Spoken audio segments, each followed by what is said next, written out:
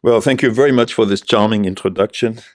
Minister Stark-Watzinger, dear Ariel, dear Ami, colleagues and friends from Israel and Germany, Shalom, and welcome to our Helmholtz Innovation Summit here in Tel Aviv. It is a real privilege to spend this day with you and share some of our initiatives in research and innovation. We are living in a troubling period of time. With Russia's barbaric war in the Ukraine, the world has changed dramatically for many of us. And what's particularly worrisome, none of us can really predict what will be happening in the future and how this will end. What is clear, however, is research and development are more vital than ever to lay the ground for a sustainable future. Germany and Israel have a long-standing and a very successful, fruitful tradition of cooperation in research and development. Among the many international relationships we support in our organization, the Helmholtz Association, our collaborations with colleagues in Israel have always been particularly rewarding. And over the years, an amazing number of interactions, cooperations, and personal friendships have emerged in this amazing domain. We as German scientists admire the brilliance, the courage to explore new avenues, the chutzpah, and the entrepreneurial spirit at many of your esteemed research institutions. And this is why we decided a couple of years ago to open an office here in Tel Aviv, led by Andrea Fram, and to establish this vibrant innovation summit a couple of years ago, as I said. For an organization like Helmholtz, with the mission to address grand challenges in a long-term interdisciplinary approach, translation of research findings into new products, new solutions, common knowledge is very high on our agenda. And Israel, the startup nation, is an ideal partner for us to master this challenging task.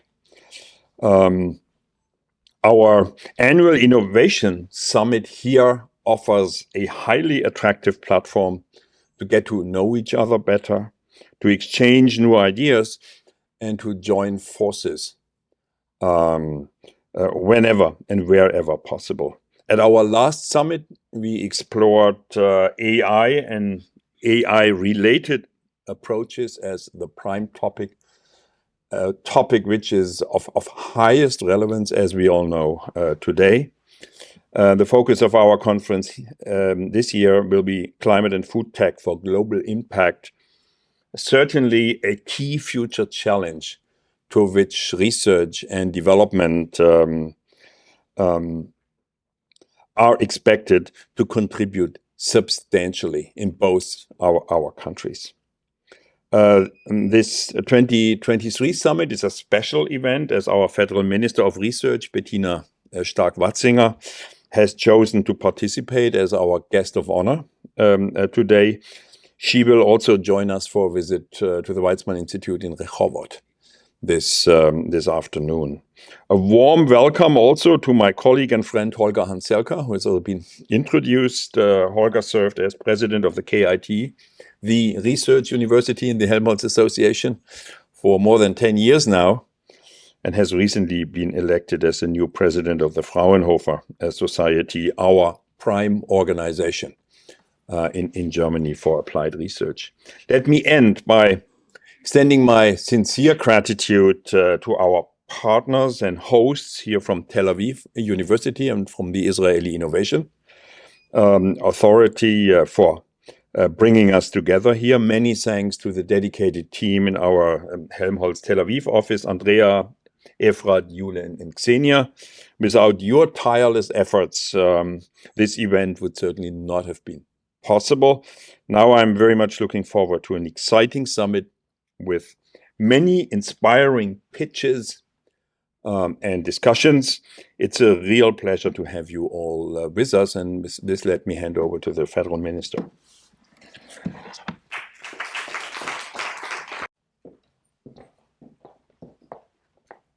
Dear Dr. Appelbaum, Professor Wiestler, Professor Porat, other distinguished guests, ladies and gentlemen, when I became Minister for Education and Research in Germany, it was from the first moment my intention to come to Israel, and I'm very happy that I'm here today. Very happy to be here, and thanks for the invitation to this summit here.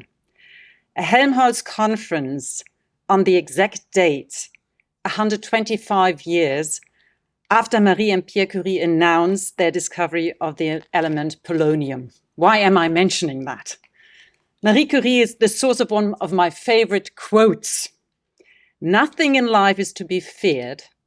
It is only to be understood. It is a timeless quote, and I think it's more important than ever before. We have so many excitable debates in Germany these days about how do we fight climate change. So these range from heat pumps to artificial intelligence, and emotions are running high. But what we need is something else. And that is more knowledge and less alarmism. This applies especially to our topic here today, to food and climate tech. And the most powerful tool we have there, and that is, of course, innovation. Professor Wiestler, I'm very glad that you have organized another innovation summit here in Tel Aviv, and thus are providing us a stage for our bilateral relations. As you all know, Israel is a strong and important partner for Germany. There are few, if any, other countries with which we cooperate so successfully in research and innovation. This surely has to do with a shared understanding of innovation as a driver of progress and prosperity, and the intense promotion of knowledge and technology transfer that we share, and not least support for international cooperations. All of this we have in common, and yet we are somewhat complementary and can learn from each other. That was already mentioned.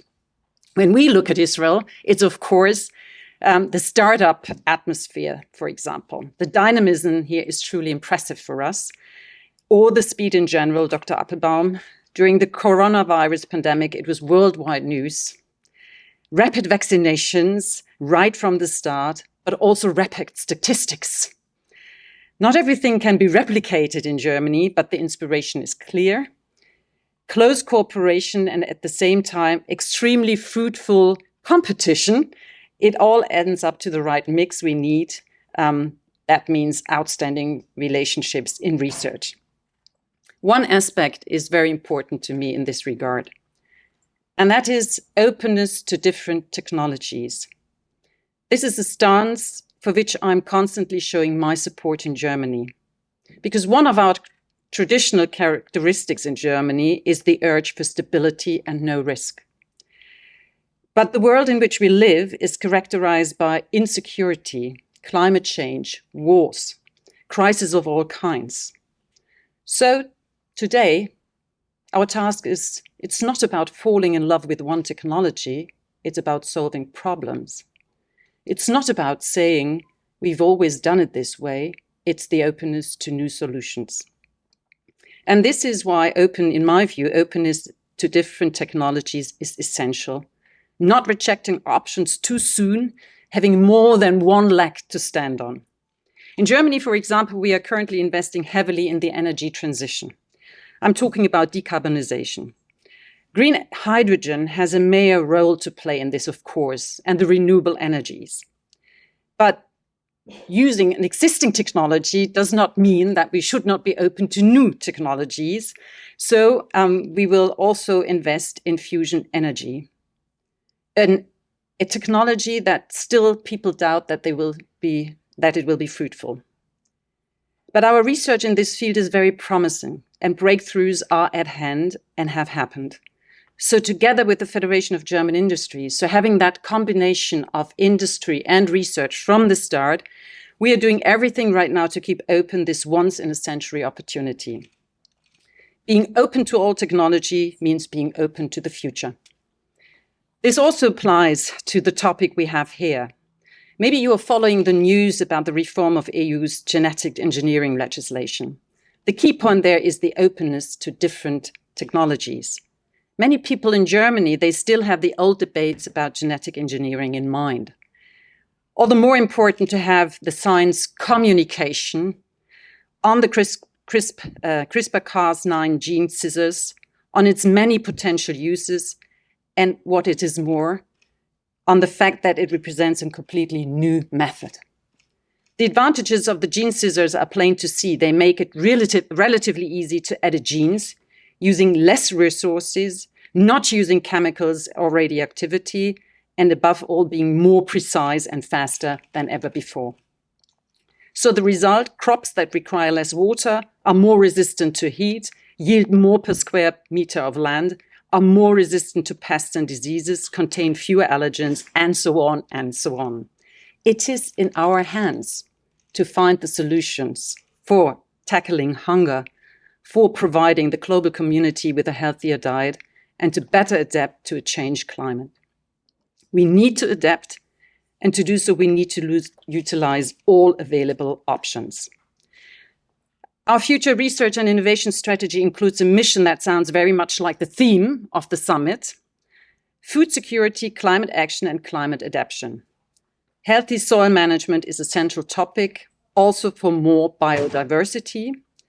In addition, future viable farming systems, sustainable agriculture, fisheries, and aquaculture.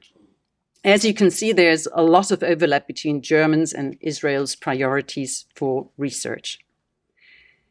If I have one wish today, it is for the concrete expressions of intent for cooperation. Under the 2+2 cooperation in applied nanotechnology, we have seen what an excellent partner Israel is in both science and industry. If anyone is not familiar with the 2+2 principle, it means collaboration involving partners from both academic research and industry in each of the two countries. We've already funded 12 such Israeli-German research collaborations, so let's have more of this. Ladies and gentlemen, I started with a historical fact. Or to be more precise, I want to finish with an anniversary here. 50 years of Israeli-German science and technology cooperation. It is 50 years since 1973 we started building bridges in this way. We intend to mark this occasion officially in October in Berlin, but I have nothing at all against the warm-up party taking place here in Tel Aviv, quite the contrary. These 50 years are the best reason for optimism, and today we are already starting to think about the next 50 years. So thank you for inviting me. It's a great pleasure to be here, and I look forward to the discussions we're going to have. Thank you very much.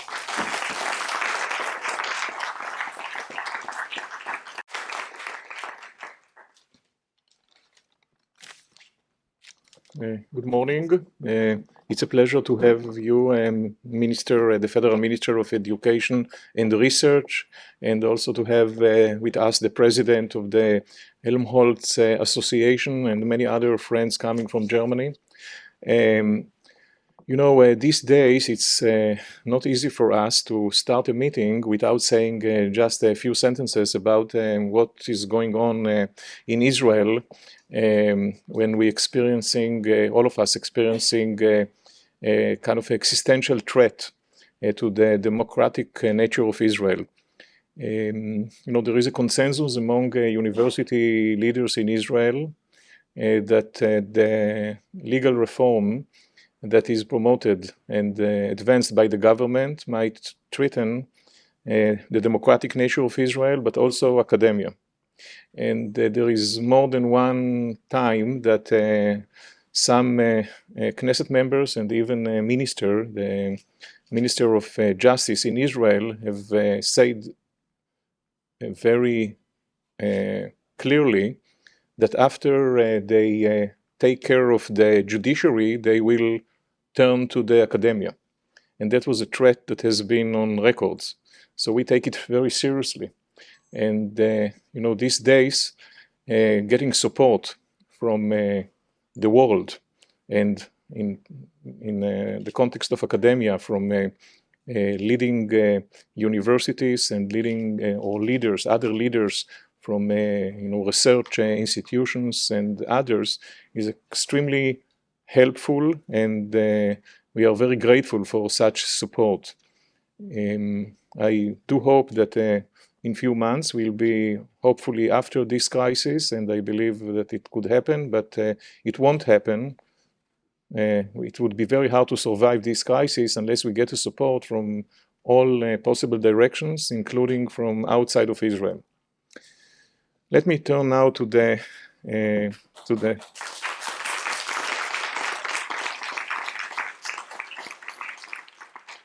Thank you. Let me now turn to the topic of this summit. So I'm very, I'm honored and very glad to host here at Tel Aviv University at the Porter School of Environment and Earth Sciences, the second summit of the Helmholtz innovation summits. I know that the first one was very successful, and I'm sure that this one would be equally successful. So climate change, and assuming we deal now with climate in the strict sense and not the climate in Israel more generally.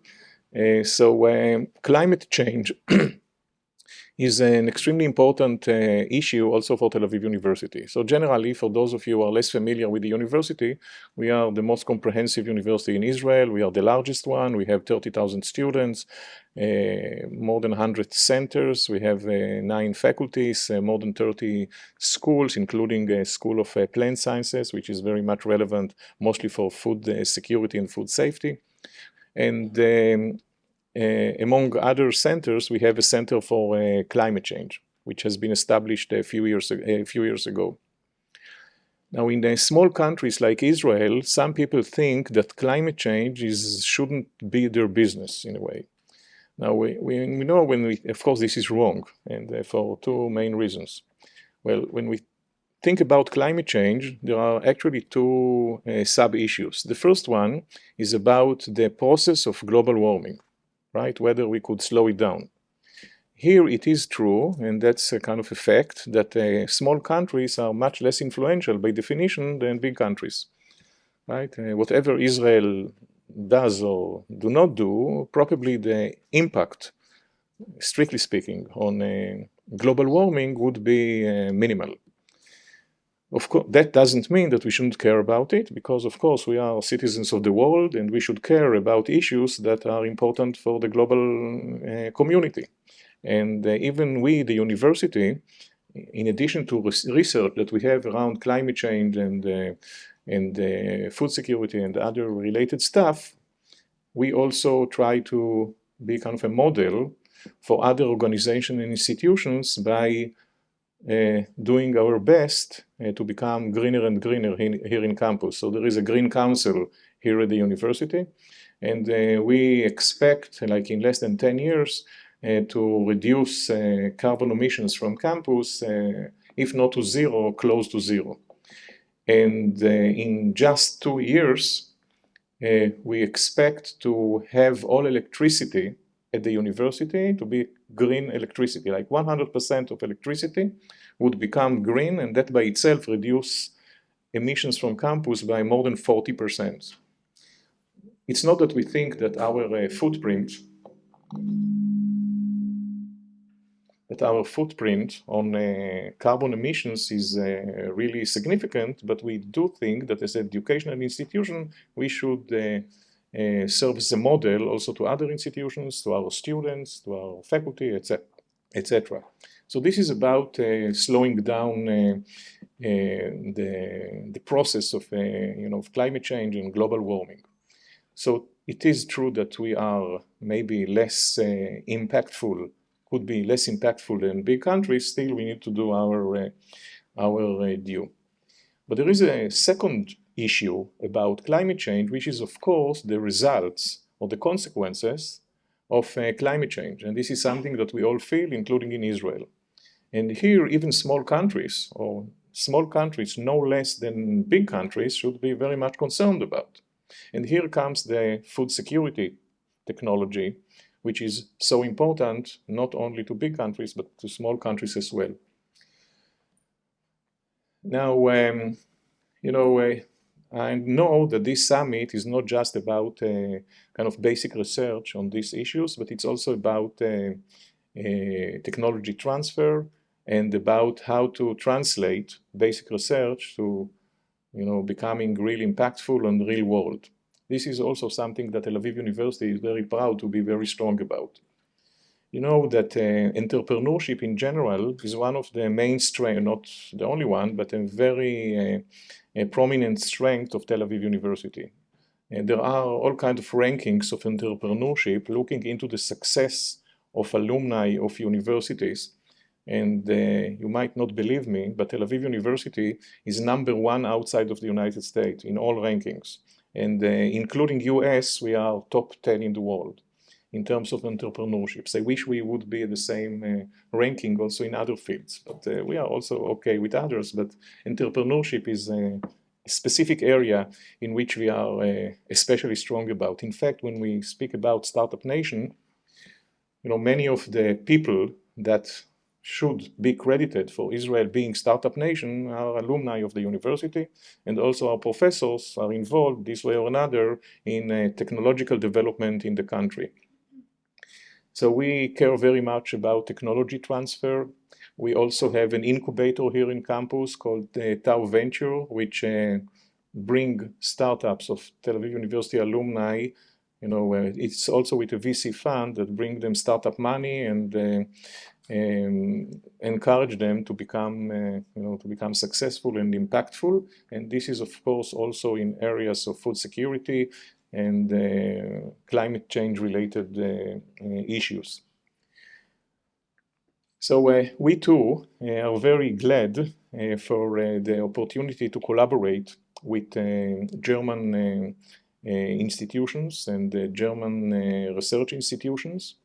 It's definitely Germany is extremely important for Israel in many other fields, but for us, the academic ties and academic relationship with German universities and German research institutions is of vital importance, and we are extremely happy to deepen relationship even more. So I'm very much looking forward to hearing more about this very important topic of this summit, and I thank you again for coming to Israel, especially in these very stressful days. It's very encouraging. Thank you.